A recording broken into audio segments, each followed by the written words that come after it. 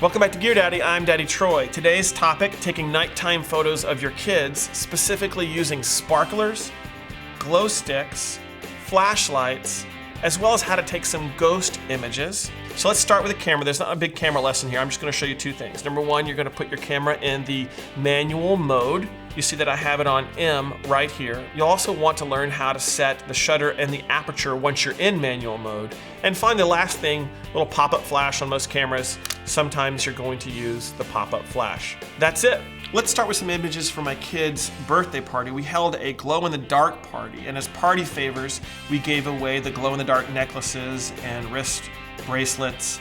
And true to fashion, the kids ended up twirling them, so we decided to separate them a little bit, try to keep the safety on. First shot right here, you see that I had the flash off, and I left the shutter open for 2 seconds, which is enough time for a kid to go a bunch of revolutions around with one of the glow sticks.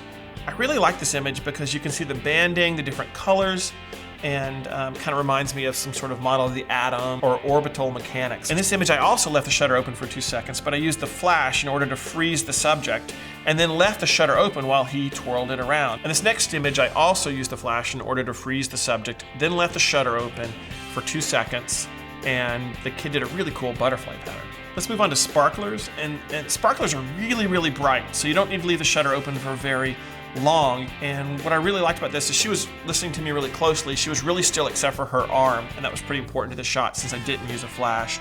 You can see another one of her here turning it around, as well as the sparks flying out in a centrifugal fashion. This next shot, I turned the flash on again in order to freeze the kid in place. And then right when the flash went off, I moved the camera to the right. This is a neat little trick I learned from a friend of mine, Chris Caselli.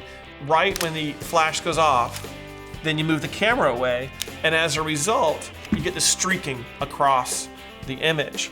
Here's another night where I took my kid out and gave him control of the camera. You'll see me right here with a ghost image. My son left the shutter open for 13 seconds. And flash is on, it captures my image, and then I walk out of the scene, and as a result, you see this ghost-like image of me. Here's one of my son. He had a great time taking these pictures because he would find the most complicated place on the playground. We would push the flash, leave the shutter open, and then continue to capture light, and he had a real good time. Here's an example of painting with light. It's a really fun exercise with the kids in which you leave the shutter open for a long period of time, this time 13 seconds, and he moved the flashlight around throughout the frame. Similarly, we put it was a headlamp, and so we put it on his head, and I asked him to hop to his right, our left, and as he hopped along, you saw this really neat little sinusoidal curve start to form. And finally, our favorite shot of the night. We spent a long time working on this shot. My son began off in the distance in the grass, and for 10 seconds we left the shutter open. He ran toward this bike rack, ducked underneath it, crawled on his hands and knees, and kept crawling in a straight fashion out of frame.